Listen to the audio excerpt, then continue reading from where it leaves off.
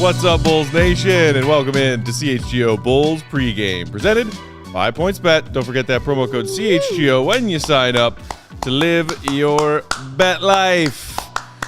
Wow, we got an early one today, Big Dave. Yes, how you why doing? Are we here so early? This Happy is weird. Sunday morning at the office? I don't know what to do with myself right now. Every instinct says, take off your pants and sit on the couch and drink something and chill out. Every instinct I have for that is telling me that right now. I'm not sure what to do with my hands. No clue, Matt. I'm so confused. I'm not used to being out of the house this early. It's weird. It's weird. It's weird. It's not bad weird. It's just weird. It's just weird. It's just weird. You can follow me on Twitter at Bulls_Pack. Dave here is at BAL, BAWL Sports. We are CHGO_Bulls. We got our producer Joey hanging out with us here at our West Loop Studios. Friday, despite the Bulls game, was fun, wasn't it? It was. Hanging out here for post game with a bunch of our colleagues and hanging out at Third Rail with our fellow Bulls Nation. Yeah. It was the one really, really ugly part where the Bulls lost by 30 when they were playing their first home playoff game in a long, long time. A long time. I said it 7 times because that's how many years it was, guys. 7. And it was a long time. But you're right. The game was over from the beginning. But luckily we were around people. You know what I mean? Like a lot of Bulls fans, and it was packed, and hopefully you guys were there. And if you weren't there, what are you doing? But make sure you're at the next one. But it was amazing, man. It was a great time. And just, having Bulls fans to, cry on their shoulders together, collective shoulders and collective tears. And, yeah. But I'll say it was just a lot of fun. It was. Yeah.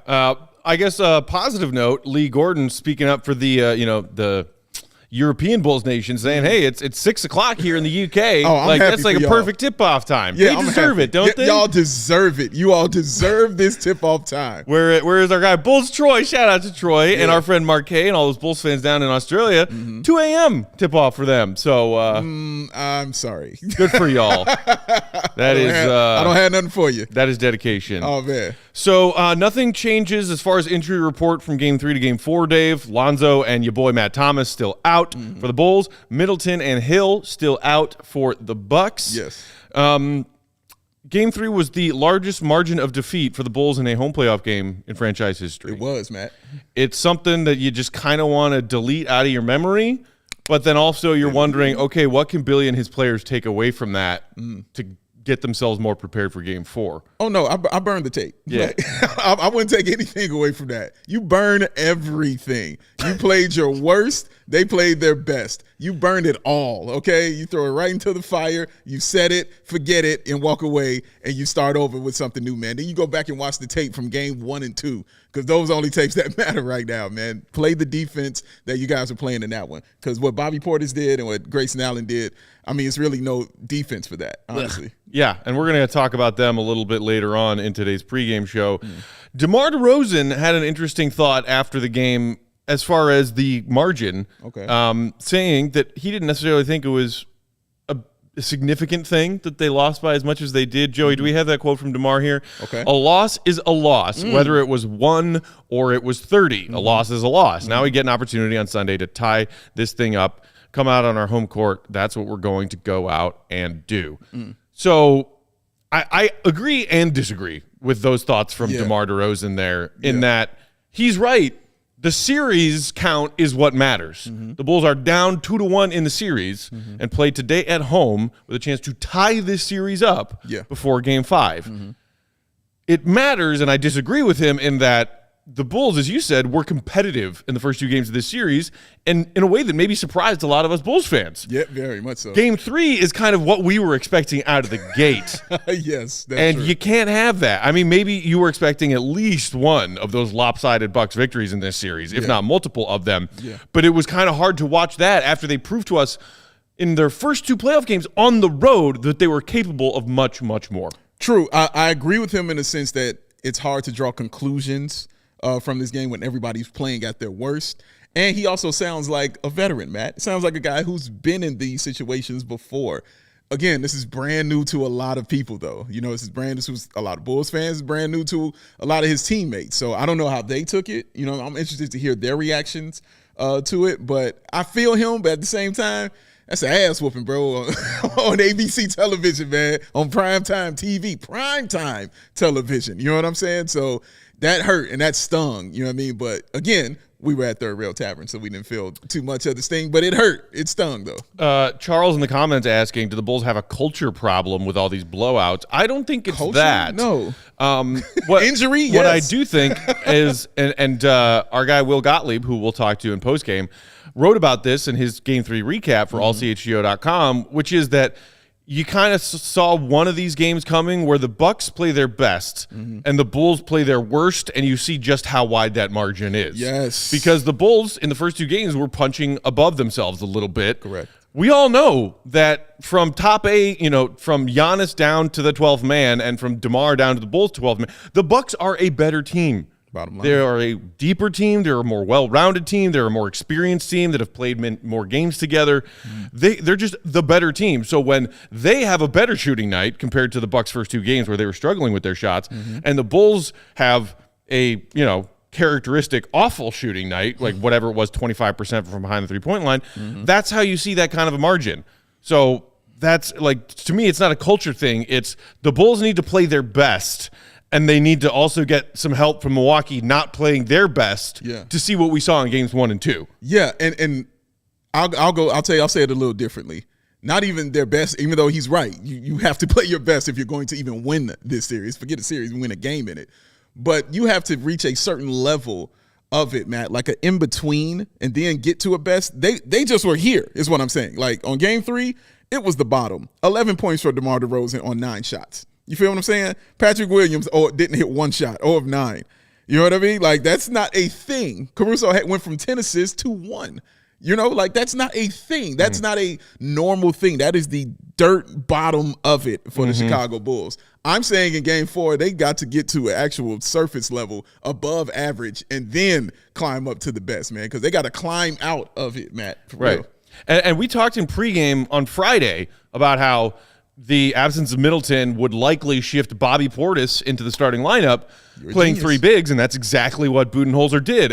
They packed the paint and dared the Bulls to shoot. And the Bulls took shots, anybody not named Zach or DeMar, who the Bucks left open on any given possession, and they missed basically all of said shots. So, I also think, you mentioned Caruso not having the 10-dime kind of performance like he did in game 2. Yeah. Like, this Bulls offense had basically 0 east to west movement on offense on Friday night, or, from strong side to weak side, whatever you want to call it, cross-court action. Like, there was just very little ball movement, and it was a lot of DeMar or Zach failing in ISO because they were guarded, by this houndish Bucks defense, or when they were managing to pass out of those situations, DeMar and Zach's teammates just missing shots. Yeah, like just missing shots. And you're right. They're not going to change anything, the Bucks. You know what I mean? Why would you change anything? Like, you're going to dare Vucevic to beat you. You're going to give him those 3-pointers because Lopez is a big man. He's not coming out there on threes. And you're going to dare Zach LaVine to beat you. And what they're doing brilliantly is putting their either Drew Holiday or Carter on him, who are ball hawks, who are guys that mess with his dribble.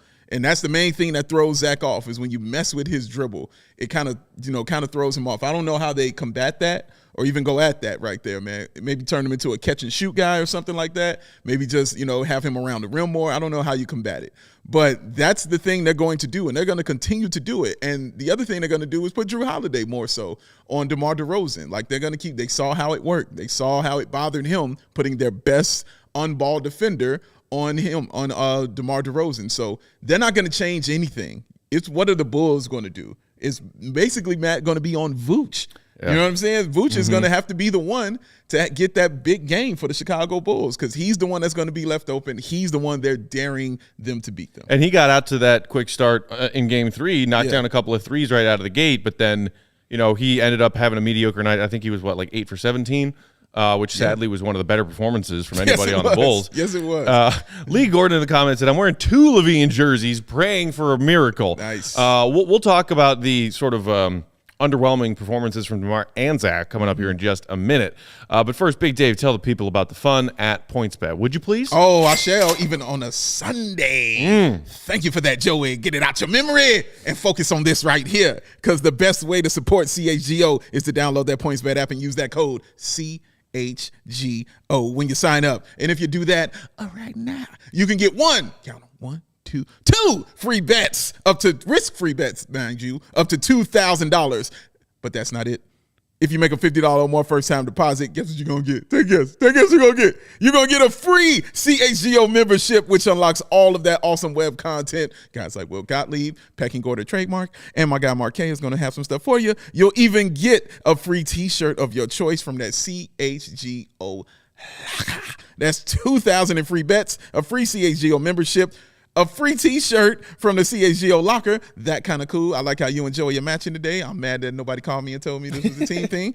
And that's all for making a first-time $50 or more first-time deposit at PointsBet. And introducing also, y'all, that live NBA same-game parlay for the first time ever. You can build that perfect live NBA same-game parlay, and you can do that only with our Points Bets. And you can combine your favorite bets anytime during the game.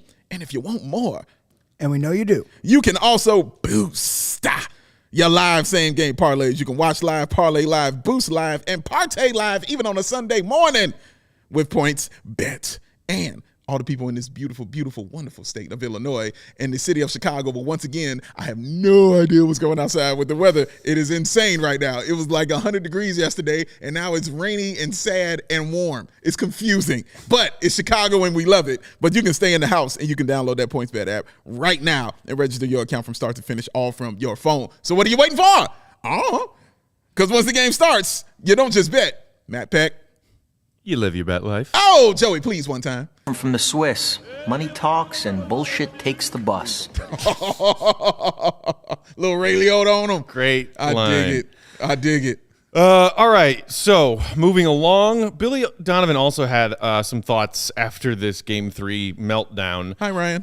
Let's take a look at that, Joey, shall we? Billy Donovan after the game saying, tonight was a night where they shot the ball a lot better than we did, and I thought we lost our way when we had a hard time making shots. I mean, he nails it, because we've seen that happen countless times throughout this season, Dave, when the Bulls get out to a rough start, don't get the shots they want, and even the good looks that they do get don't go down, and then they put their heads down and essentially give up. Because you saw just how quickly that game got out of control and out of hand, because the Bucks are a championship caliber team who can recognize that little bit of resistance from a team like the Bulls, but then also recognize when they start to cave and then they just wallop you. Wallop you into submission. And the Bulls just, they look like they had no interest in playing after they found themselves in a double-digit hole halfway through the first quarter. Yeah, and that was crazy. That was very visual, though. Walloping somebody into submission. I just had that picture in my brain, man, of a cartoon buck walloping a bull right now. That's how my brain works. Or, whenever I cross paths with a Packers fan. Yeah. Aaron Rodgers, you suck. Suck it, Rodgers. Randall Cobb, I hate you just as much. Yeah, man, and you... you know what? It's weird because I'm not saying you're wrong, but it's hard for me to feel that way because of just how well the Bucks played. They didn't have time to wallow, in my opinion. They were putting it on their ass. It was a clinic from the beginning. You know what I'm saying? Bobby Portis was on it from the beginning. The most hated man in Chicago was on it. You know what I'm saying? As soon as he got into the game, so it was hard to feel anything. You know what I'm saying? Or even get to a point where you just say, oh, that's the one that drops us down. No, it was from the beginning, man. It was tough because between Bobby hitting those shots and the Bulls missing theirs. But I'll give you this, though, Matt, because the effort, I thought, was definitely lower and the energy was lower in this game than it had been in the first two previous games from the start. Which it's your first home playoff game in 5 years. Because Billy Donovan also said that after the game, saying the way he phrased it was, I thought that Milwaukee were the aggressors tonight. He's right. They were. And again, and we kind of talked about this in postgame on Friday night, we heard the Bulls players saying all the right things between games 2 and 3. We got to treat this like we're down 0-2. We got to protect home court. We got to be the more, the team with a higher sense of urgency. Caruso was talking about it in the locker room immediately after they won game 2. And none of those words translated to what we saw on the floor, which is disappointing. Saying ain't like doing, baby. Exactly. Let's take a look real quick at what exactly DeMar and Zach did in game 3, because this is your all-star duo. And we couldn't believe it when we double-checked the box score getting ready for postgame. DeMar took 9 shots. Matt freaked out. That was hilarious. Your two All-Stars combined to only take 22 shots. Ugh. Here's the other thing. Whether it's been DeMar all season long or Zach LaVine in the final third stretch of the regular season, what have we been always banking on as a part of this Bulls offense, especially when we're not seeing that ball get moved around the floor efficiently? Free throw. One or both of these guys getting to the line. Yep. You were on your home floor, and your two best players took a combined 6 free throws? Can't have that. Cannot have that, man. I mean, in the words of that man, Pusha T, yuck. That is disgusting, man. Pusha T new album, It's Almost Dry. Listen to it, it's dope. But man, dude, that is just sad. That just depressed me a little bit right there. Because now I started remembering the game now. Yeah. Like when I saw those stats, I remembered Zach going to the bucket, going for that up and under again, and not getting it. The second time we've seen that this series, him trying to do that up and under, and it didn't work for him. Yeah. But man, the DeMar is the one that really shocks you. You know what I mean? Like I've seen Zach have those games where he's a little off and he's not, totally into it because they kind of took him out. Plus he took 13 shots. Right. So I'm like, okay, but DeMar, 9 of them things, but only 5. Which one is more shocking, the free throws or the 9 shots? Like, because it wasn't 5 for 5. You know what I'm saying on the free throws? Like the fact he missed a couple, and I remember the ones he missed because it was like, what the hell? You know what I mean? Like you missed them right then and there. It was a terrible off game for everybody, and I want to treat it like the 6 or 25 game kind of thing. You know what I'm saying? Because I'm like, it's very rare I'm going to see him play like that. But part of me is also like, maybe it's just because, they've switched Drew Holiday on him and they're defending him a little bit differently that you might see this a little more. I hope not. You know what I mean? I know you'll see more shots, I'm just talking about his percentage. Yeah. You know what I'm saying? And him getting to the line because they weren't fouling, him. I didn't see anything where thought was just too egregious. The fan in me did. Yeah. You know what I'm saying? Like anytime a player goes down, but the basketball person didn't see anything too egregious to where I was like, no, man, it shouldn't be like that. But, yeah, just a tough game all around, especially when your two best players are struggling. Yeah, like I don't think it was a matter of the Bulls being aggressive and not getting calls for whatever reason. I just think that they weren't aggressive, attacking the basket. And I really didn't care for Zach's shot selection at any point in that game. It's now 3 games now where Zach has yet to have putting his all-star stamp on the game. Maybe, hopefully, we'll see it today. Yeah. Whoever that was, I think Lee in the comments who said, I'm wearing 2 LaVine jerseys, mentioned he also just said, you know what, the hell with it, I'll put on a 3rd and see if that helps. I mean, he is due. It's your turn. You got to step up. And again, you wonder if that knee is still bothering him, but if you're feeling well enough to play, give us something. And it seems like despite the fact that it's not like he hasn't had a game. It's not like he's had a game in this series where he's given them nothing, but he, like all of his teammates shot horribly in game 1. Yeah. He was quiet again in game 2. And then Zach doesn't do a whole lot, takes 13 shots and the Bulls get blown out by 30 in game 3. And I like what he said about, the injury. He's like, I've been limping all season, bro. Like, that's just what it is. I get that. But beside all that, Matt, he's got to have a game. He's got to have put his stamp on it game. And I'm talking about win or loss. Zach LaVine has to have a game where you're on national television, where it's been your year, kind of. You know what I'm saying? For basketball-wise, for Zach LaVine, it's been your year. You're finally on the stage that you haven't been on in 476 games. That's how many games it took you to get to this stage. All of the losing streaks, all of just being the best player on bad teams, all of the terrible coaches, you know what I mean? All of that. You had to go through all of that to get to this point. You have got, and you're playing. I'm not saying you're playing for the contract because you're going to get your money. You know what I'm saying? That's going to be a thing. But you got to put that in the minds of some Bulls fans and leave them like, man, Zach put it out there like that. I can't wait to see him back next year with that max money on his contract. Got to put some in the Bulls' minds and in your own at the same time. You know what I'm saying? I know they're doing some new things on you, but you have to adjust because that's what great players do. They make adjustments. They adjust to what that person is doing, and then they ball out that way. So whether it's you have to take more outside shots, whether it's you have to get to the mid-range game a little more, whether it's you have to go to the post. You have all the tools to do that, though, is my point. He can score from anywhere. That's what Zach LaVine does. But he has got to have that game, Matt. I've got to see that stamp. DeMar had his. I got to see Zach have his, man. Need it. Moving on, we also want to talk about the striking difference and success of the role players between Bucks and Bulls in Game 3. Our pal Clark in the comments, what's up, Clark? Saying, let's have a bench game. That team up north did in Game 3. How about an Io Kobe game right here? Let's take a look, Joey, shall we, at a couple of the role players from each of these teams in Game 3. So you see there what Bobby Portis and Grayson dipshit Allen did. 40 points combined, 22 boards. They shot collectively 15 of 26 from the field, 9 of 15 from three-point range. Very efficient. Meanwhile, the Bulls trio of youngsters, P-Dub, Kobe, and Io, just 11 combined points, 4 of 24, 1 of 13 from behind the arc. Ugh, yuck. And, oh my gosh! I mean, none of them played particularly well, but the super egregious one there, which we talked about in postgame on Friday, P-Dub going 0 for 9. Yeah, leave that up for a second, Joey. Let me just stare at this for a second. That's wow. That's tough, man, bro. That's just. I have no words. I have no words for that, man.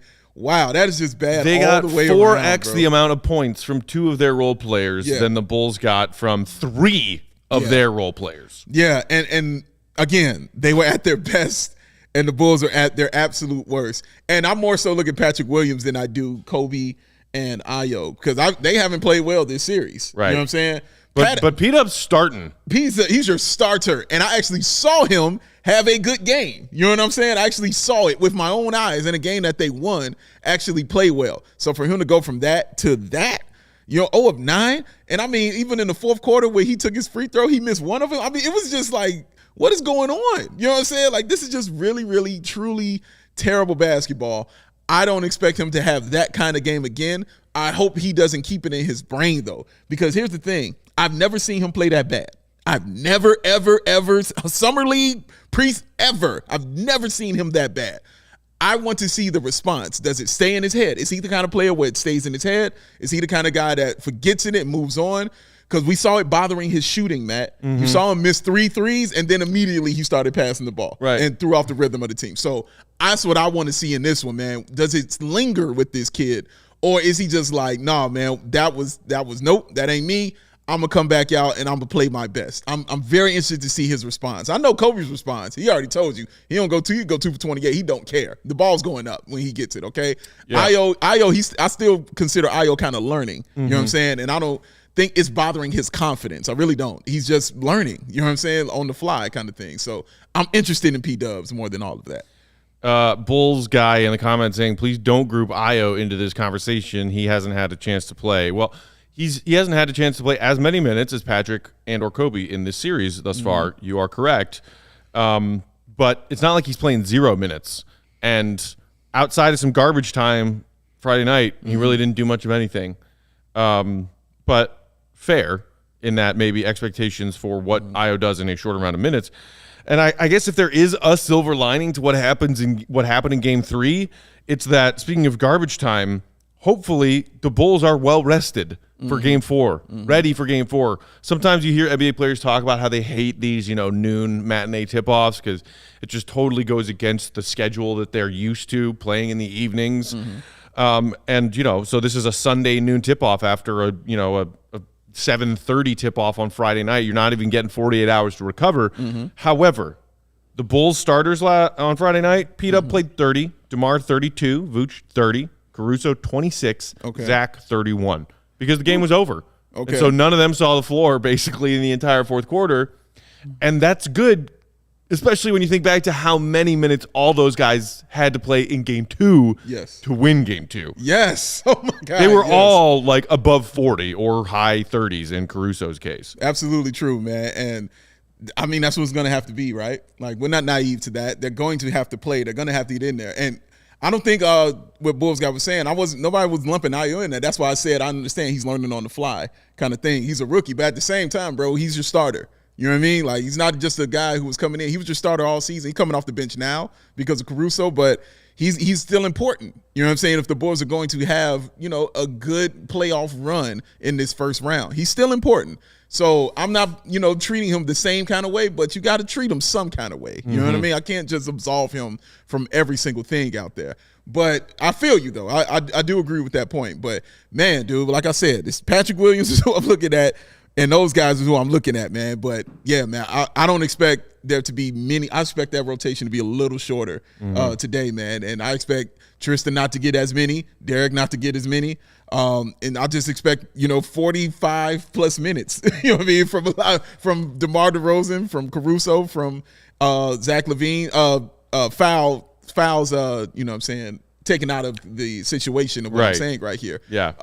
But, yeah, I expect that from these guys, man, like, because we need this game. Like, this is it. This is the season for the Chicago Bulls. Listen, for me, Matt, winning one game was the Eastern Conference Finals. Right. Okay? Winning 2 games is the finals for me. You know what I'm saying? If they win 2, that's the finals. You know what I mean? Like, I'm like, good, that's great. I'm ecstatic.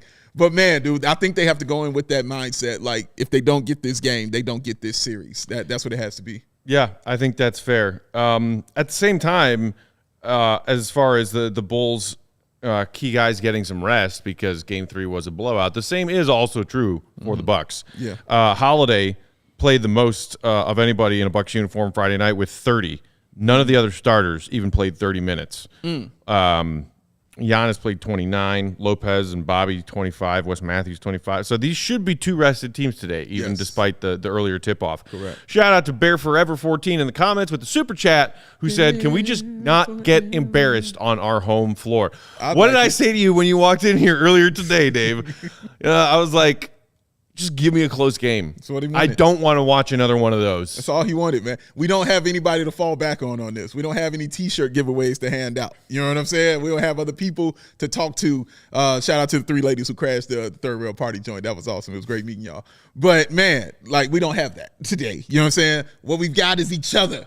You know what I'm saying? And we got that and some snacks and a nice setup and TV and hanging out with Joey and Steve. And here come Herb Lawrence as well, walking into the building right on time. So we got that.